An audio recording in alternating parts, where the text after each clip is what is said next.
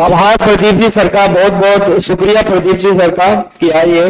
बिल्कुल सही कहा है प्रदीप जी सर ने कि मातृशक्ति है, इन्हें पढ़ना जरूरी है और नौकरी लगना भी जरूरी है, क्योंकि भारत अपना सभ्यता और संस्कृति का एक ऐसा देश है जहां नारी के द्वारा ही नारी का शोषण किया जाता है। बिल्कुल सत्य बात है, ये पुरुष प्रधान जरूर है लेकिन शोषण करने का कार्य नारी ही नारी का करती है। लड़की की शादी हुई, लड़की से पूछो देवर कैसे हैं, जेठ कैसे हैं, ससुर कैसे हैं, कैसे हैं भाई? अच्छे हैं। बुरा कौन है? टॉर्चर कौन कर रही है? सास। हो रहा है नहीं हो रहा? तो हम जिस देश में रह रहे हैं तो वहां नारी के द्वारा ही नारी का शोषण किया जा रहा है। और मातृशक्ति के लिए सबसे अच्छा जॉब है वो सरकारी नौकरी में अध्यापक ही है। आराम से 5-6 घंटे स्कूल जाओ, पोषाहार खाओ, आते टाइम टिफिन में लाओ, शाम को गर्म करके भी खा लो, है ना? रोटी बनाने की भी आवश्यकता नहीं है, क्योंकि नई पोस्टिंग होगी तो ये तो मान के चलो कि हमें वो 12 जिले मिलेंगे, है ना? नई पोस्टिंग में तो वही जिले मिलेंगे और वहां तो लाइट भी 2-2 3 दिन नहीं आती है। तो फिर क्या करना है? यही करना है, सुबह वहां आराम से खाएं और शाम को साथ अपने ले आए। अब देखिए अपने बात ये चल कि नेगेटिव मार्किंग से कैसे बचा जाए।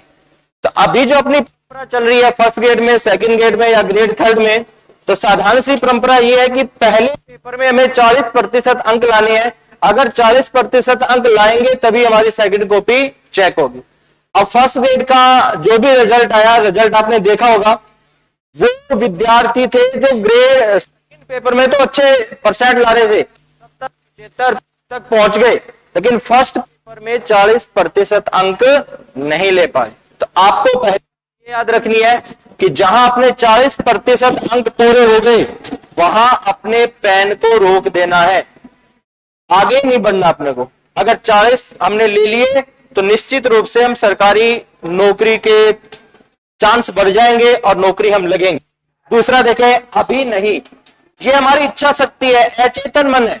अचेतन मन हमें यह कहता है, अचेतन मन यही कहता है कि जो अच्छा कार्य है करने से हमें सुख की प्राप्ति होती है, हमें वही कार्य करना है, इसके अलावा कोई कार्य नहीं करना है। पढ़ना बड़ा जटिल कार्य है।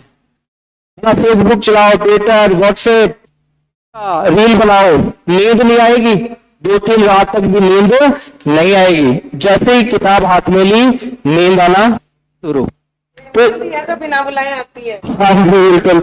अचेतन मन को हमें नियंत्रित करना है, क्योंकि मन हमें कभी ये नहीं कहेगा आज से पढ़ो, ये तो कल, फिर परसों, फिर वैकेंसी नहीं आई है, वैकेंसी आ गई तो अभी फॉर्म भरे जाएंगे, सरकार जाएगी, अगली सरकार पेपर करवाएगी, अभी मुझे क्यों परेशान कर रहा है ना? ऐसा कहेगा ना? ठीक है मैडम जी, मैडम जी का बहुत बहुत आभार, क्योंकि बड़े व्यस्त कार्यक्रम से मैडम आए हैं, बड़ी मुश्किल से आए हैं। हाँ जी, बाकी अभी सुभाष सर भी आएंगे, सुभाष जी चांद सर नीचे आरएफ वाले बैच में है, 5-7 मिनट के बाद में वो भी हमारे बीच में आ जाएंगे। ठीक है ना? 2-3 और भी यूट्यूबर आए हुए हैं, वो भी हमारे बीच में आ जाएंगे। निरंतरता जरूरी है। आज ही से आप एक टाइम टेबल बनाओ, टाइम टेबल में 4 घंटे पढ़ना शुरू कर दो। निरंतरता तभी जारी रहेगी जब अचेतन मन को हम क्या करेंगे? नियंत्रित करेंगे। अचेतन मन सुख के लिए कहेगा, एक तरफ लड्डू है, एक तरफ काजू की कतली है, कौन सा खाएं? क्यों खाएं? खाने से सुख की प्राप्ति अधिक है। एक तरफ दाल है, एक तरफ लड्डू है, तो क्या खाएं? लड्डू ही खा लो। क्यों? अचेतन मन को सुख की प्राप्ति हो रही है। जब अचेतन मन को नियंत्रित करेंगे तब क्या रहेगी? निरंतरता रहेगी। अब यह है कि रीट की तैयारी करें, सेकंड ग्रेड की या फर्स्ट ग्रेड की।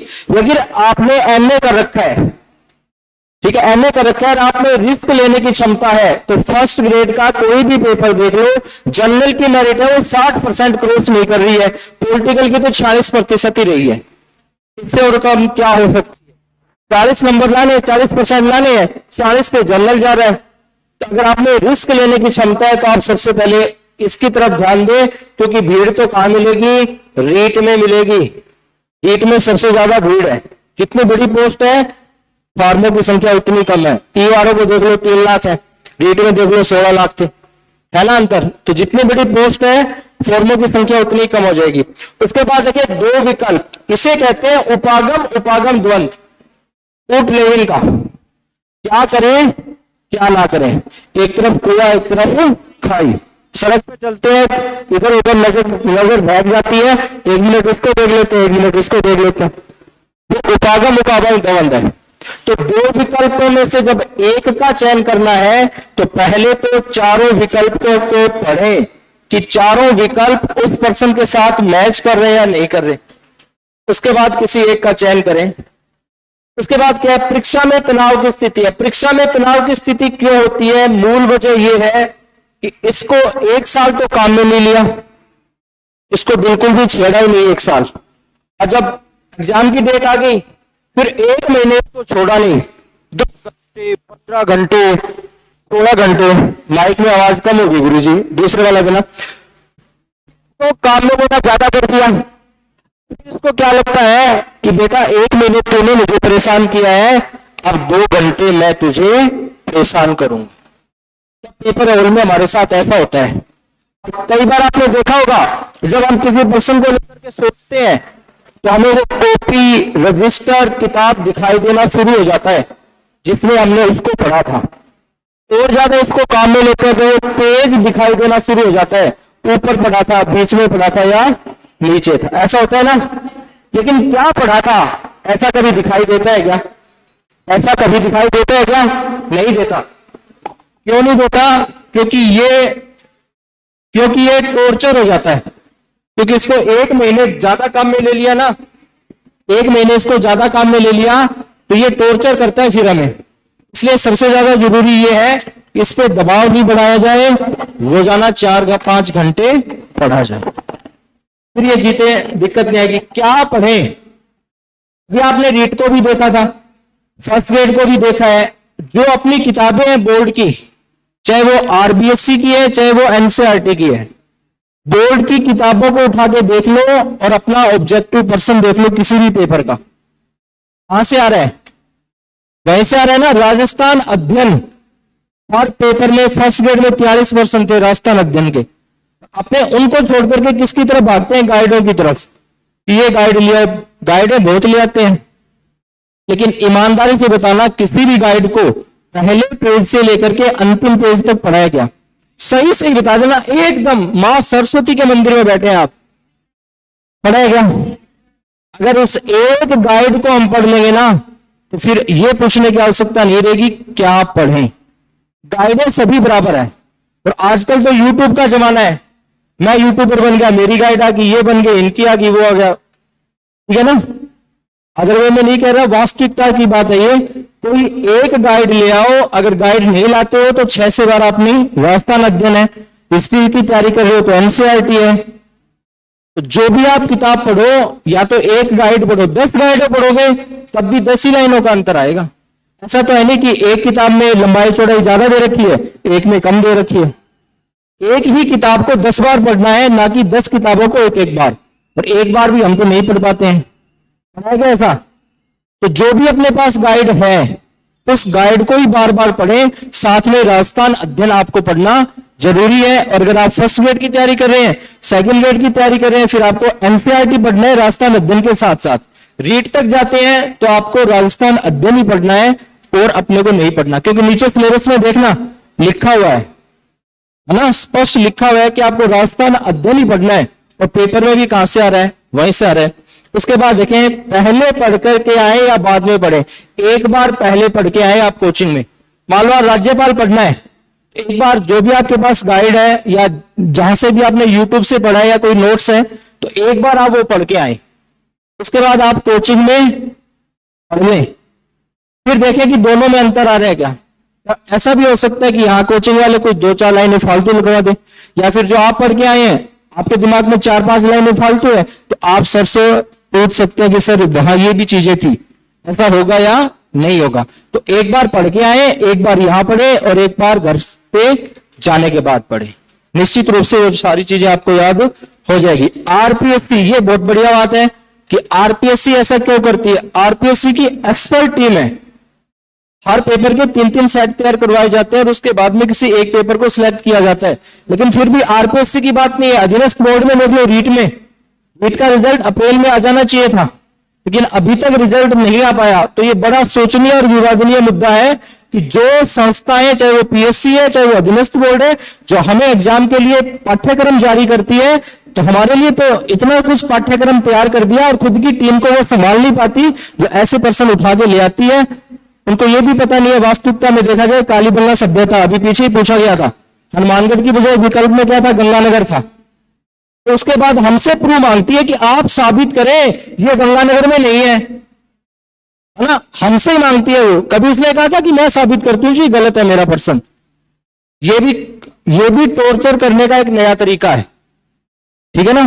तो ये उन संस्थाओं की गलती है, उन एजेंसियों की गलती है जो ऐसी टीम को तैयार करती है और पेपर भी आउट करवा देती है, वो भी पता आपको। उसके बाद है कि सामाजिक दबाव, ये सबसे बड़ी चीज है। हालांकि अरस्तु ने कहा था मनुष्य एक सामाजिक प्राणी है जो समाज में रहता है, और जो मनुष्य यह कहे कि उसे समाज की आवश्यकता नहीं, वो या तो पशु है या देवता है। तो हम विकल्प बी में तो जा नहीं सकते, देवता तो बन नहीं सकते, तो विकल्प ए में चले जाएंगे, सामाजिक दबाव। और यकीन मानिए जब हम तैयारी करते हैं तो हमारे परिवार के किसी भी सदस्य का, परिवार मतलब माता पिता नहीं है, दूर वाले मामा मामी है, बुआ है, फूफा है, चाचा है, जो भी हमारे रिश्तेदार है करीबी, वो हमसे कभी नहीं पूछते कि तैयारी कैसी चल रही है। कब पूछेंगे, जब पता चलेगा आज रिजल्ट आ गया, तो पहला फोन उन्हीं का आएगा, क्या रहा रिजल्ट। और कई बार ऐसा भी हो जाता है रिजल्ट नकारात्मक रहता है, कोई बड़ी बात नहीं है, तैयारी करेंगे तभी सफलता को प्राप्त करेंगे। अब उस नकारात्मकता को छुपाने के लिए हम क्या कहेंगे, अभी मैंने रिजल्ट देखा नहीं है, एडमिट कार्ड नहीं मिला। पहला विकल्प ये है, एडमिट कार्ड नहीं मिला। वो कहेगा कोई बात नहीं है, एडमिट कार्ड मिल जाए ना फिर तू फोन कर लेना। 1 घंटे उसके लिए 1 साल जैसा हो जाता है, 1 घंटे के बाद दोबारा फोन करेगा, एडमिट कार्ड मिल गया क्या, मतलब उसको हमसे ज्यादा चिंता है। फिर हम क्या कहेंगे, नेट नहीं चल रहा, क्या छुपाए, तो हमने काम इतना अच्छा किया है, नेट नहीं चल रहा, आगे से क्या जवाब होगा, रोल नंबर बता, मेरा चल रहा है यार, कोई मित्र की दुकान पे ही बैठा हूं, तू तो बता यार, तेरा हो मैं देख के बताऊंगा। और अंत तक तब तक हमारे पीछे रहता है जब तक हम स्वीकार नहीं कर ले कि मेरा सिलेक्शन नहीं हुआ। ये बात कहते ही दिल गार्डन हो जाता है उनका हो जाता है, अपना नहीं। एक दिन याद रखना, जब हमारा सिलेक्शन होगा हम उनको फोन करेंगे, उनका फोन नहीं आएगा। क्यों, सोशल मीडिया इतना अभी है, तुरंत स्टेटस लगा दिया जाएगा, उनकी मातृशक्ति का हो गया या पुरुष प्रधान का सिलेक्शन हो गया, सूचना पहुंच गई, वो आपको फोन नहीं करेगा। तो आप जवाबी कार्रवाई करना, सर्जिकल स्ट्राइक करना और उनको फोन करना कि मेरा सिलेक्शन हो गया। आगे से क्या जवाब आएगा, हेलो हेलो, आवाज नहीं आ रही, क्योंकि वो तो हमेशा ना सुनने का आदी हो चुका था कि आगे से क्या आएगा, नहीं हुआ। तो आप ये कहोगे उसके बाद आपको वो फोन भी नहीं करेगा। पहले जिस आदमी ने 10 फोन किए थे वो आपको दोबारा फोन नहीं करेगा। उसमें क्या क्या था, लंबे समय के लिए याद नहीं रह पाता, इसके लिए अभ्यास की आवश्यकता है। कोई भी चीज लंबे समय तक टिक ही नहीं पाती है, क्योंकि मनुष्य है, कोई मशीन तो है नहीं, एक बार कंप्यूटर में डाल दिया 50 साल 100 साल 200 साल पड़ा है, ऐसा संभव नहीं है। वो तो कोशिकाएं हैं, 1 अरब कोशिकाएं जो हमारे मस्तिष्क में यादाश्त शक्ति से संबंधित होती है मनोविज्ञान के अनुसार। तो ये कहते रहती है कि ये अस्थायी प्रकृति की होती है। जब तक हम अभ्यास को काम में नहीं लेंगे तब तक हम किसी भी चीज को याद नहीं कर पाएंगे। जितना आप पढ़ते हो, जैसे आज से आपने पढ़ना शुरू किया तो हर हफ्ते आप रिवाइज करो, सिलेबस ज्यादा हो जाए तो हर महीने आप रिवाइज करो, और सिलेबस ज्यादा हो जाए तो हर 2 महीने के बाद आप रिवाइज करो। कहीं से भी पढ़ो, मतलब किसी भी कोचिंग से पढ़ो। पहले एक बात तो मैं कहूंगा, इसी कोचिंग से पढ़ो, मेरी अपनी है, हमारी है ये कोचिंग, आप सबकी है ये कोचिंग आर्यवर्त। लेकिन जहां से भी आप पढ़ो, जिस टॉपिक को आप पढ़ रहे हो उसके ऑब्जेक्टिव जरूर पढ़ो। ऑब्जेक्टिव पढ़ते हो क्या, ईमानदारी से बताओ, ऑब्जेक्टिव पढ़ते हो क्या या थ्योरी पढ़ते हो? ऑब्जेक्टिव जितना ज्यादा पढ़ोगे सफलता की उम्मीद उतनी ही ज्यादा होगी, ये मान के चलो। आप ऑब्जेक्टिव ही पढ़ना है। थ्योरी पढ़ ली, उसके बाद जैसे कोई भी टॉपिक पढ़ा, प्रधानमंत्री पढ़ लिया, मनोविज्ञान में व्यक्तित्व पढ़ा, व्यक्तित्व के सारे कुछ पढ़ लिया। उसके बाद ऑब्जेक्टिव आप कितना पढ़ पाते हैं? ऑब्जेक्टिव की 2-3 किताबें ले आओ, गाइडें ले आओ, उनके लिए मैं सहमत हूं।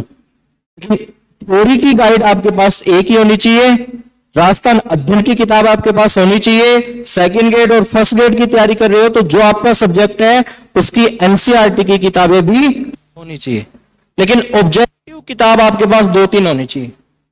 किसी भी चीज को देख लो, मैंने पीछे यूट्यूब पे ऑब्जेक्टिव करवाए थे मनोज हरिदास शर्मा के नाम से, आज भी आप देख लो उनके ऊपर मैंने लिखा था कि फर्स्ट ग्रेड 2022 तो 22 में पूछा गया था, रीट 2023 एग्जाम से पहले लिखा था, एग्जाम के बाद नहीं, तो वो एग्जाम में आया था। मैनेजमेंट और साइको दोनों पढ़ाता हूं मैं, तो वो चीज मैंने वहां लिखी थी।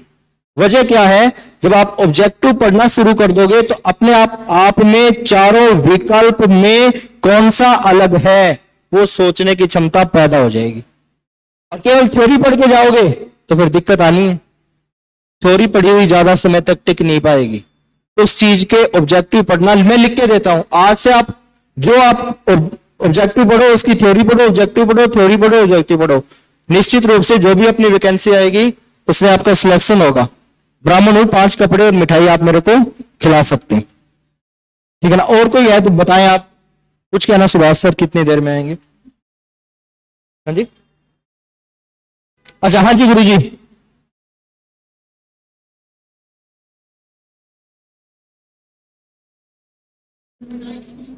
दो 2023 में 15 जुलाई से पहले सारी विज्ञप्ति जारी कर दी जाएगी। एग्जाम तो देखें चुनावी वर्ष है, संभवतः 15 सितंबर के आसपास आचार संहिता लगेगी, तो जुलाई अगस्त सितंबर टाइम कम मिलेगा, है ना। एग्जाम का नहीं कह सकते लेकिन वैकेंसी जरूर है 2023 में। ऐसा कुछ नहीं है। जाति सरकार, मुद्दा क्या रहेगा सरकार के पास, क्या मुद्दा रहेगा? हाँ जी गुरु जी।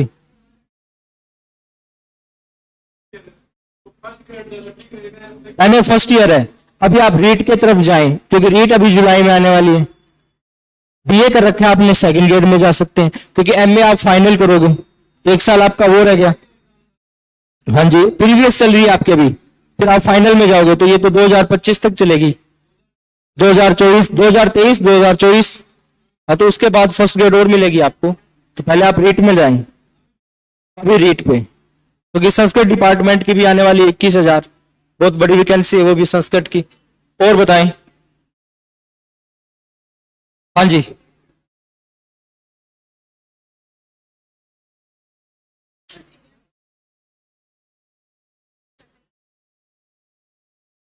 हाँ उधर उधर डाइवर्ट हो जाता है, ध्यान बिल्कुल डाइवर्ट हो जाता है। आपने ऐसे इच्छा शक्ति ज्यादा होती है कि फटाफट देख लो क्या आया है पेपर में, इन चीजों से बचना है अपने को। इधर उधर ध्यान भटकाना ही नहीं है, चाहे पास में कोई भी हो उधर भी नहीं जाना है, अपने पेपर में ध्यान को केंद्रित रखना है, ठीक है। और कई बार ऐसा भी हो जाता है कि पहले पेज के 4% चारों ही नहीं आ रहे, ऐसा हो जाता है ना कि चारों नहीं आ रहे, उससे भी कोई फर्क नहीं पड़ रहा है, हो सकता है 96% और में आते हो, ऐसा भी तो हो सकता है। ओपनिंग आउट हो गए तो बीच वाले भी टारगेट बढ़ा देते हैं। इन चीजों से बचना है, दबाव से दूर रहना है, क्योंकि जब हम पेपर देने के लिए जाते हैं ना तो हाइपोथैलेमस ग्रंथि ज्यादा क्रियाशील हो जाती है, जिसकी वजह से हमें बार बार प्यास लगना, मतलब ऐसा लगना कि हम सब कुछ भूल चुके हैं। पेपर से 2 दिन पहले ऐसा लगना शुरू हो जाता है कि ये काम करना बंद कर दिया, सारी चीजें भूल गए हैं, क्योंकि हाइपोथैलेमस ग्रंथियां वो ज्यादा क्रियाशील हो जाती है, जो हमारे स्वेनों को नियंत्रित करती है, लेकिन वो नियंत्रित कर नहीं पाती है। स्वेन पढ़ा होगा साइको में, वाटसन वाला, तो वो चीजें हैं। हाँ गुरु जी, कुछ पूछना चाहते हैं? नहीं पूछना चाहते? हाँ जी, सिलेबस एक ही रहेगा, अधीनस्थ बोर्ड का पेपर और अपना संस्कृत डिपार्टमेंट वाला सिलेबस वही रहेगा, सिलेबस कुछ नहीं बदलने वाला। और मेरे वाली साइको मैनेजमेंट बिल्कुल भी नहीं बदलेगी। जीके में क्या बदलेगा? आप कईयों को ये लग रहा है 50 जिले बन गए, जीके पढ़ना छोड़ दिया, जिला एक दिन में नहीं बनेगा। ऐसा नहीं है कि जो अभी नई वैकेंसी आएगी उसमें 33 जिलों वाले प्रश्न पूछे जाएंगे। एक जिला बनाने में 1,000 करोड़ रुपए लगते हैं, वो 19 जिले नए हैं, 19,000 करोड़, सीमन, इतने सारे प्रशासनिक व्यवस्था, बहुत कुछ बड़ा कार्य है ये जो वैकेंसी आएगी ये इसी पाठ्यक्रम पर होगी। नया जीके, करंट जीके पढ़ने की आवश्यकता नहीं है। हाँ, यूट्यूब वालों ने तो करवा दिया 50 जिले, इनकी ये सीमा, उनको खुद को पता नहीं है अभी तो, राम लुभाया जी को, कि मेरे को क्या करना है, किस में कहां डालना है। ठीक है, इन चीजों से बचना पड़ेगा अपने को। और पूछें कुछ? इतनी देखे इच्छा शक्ति खत्म, भूख लगी होगी है ना, ऐसे चेहरे उतरे उतरे। मतलब जो अध्यापक है ना उसको देख करके ही बताया जा सकता है ये बेचारा सरकारी अध्यापक है। उसके हाव भाव ऐसे होते हैं, ऐसे सुस्त सुस्त। नीचे पुलिस पटवार वाले हैं, नीचे नीचे सबसे ज्यादा हु अल्लाह शायरी ये वो।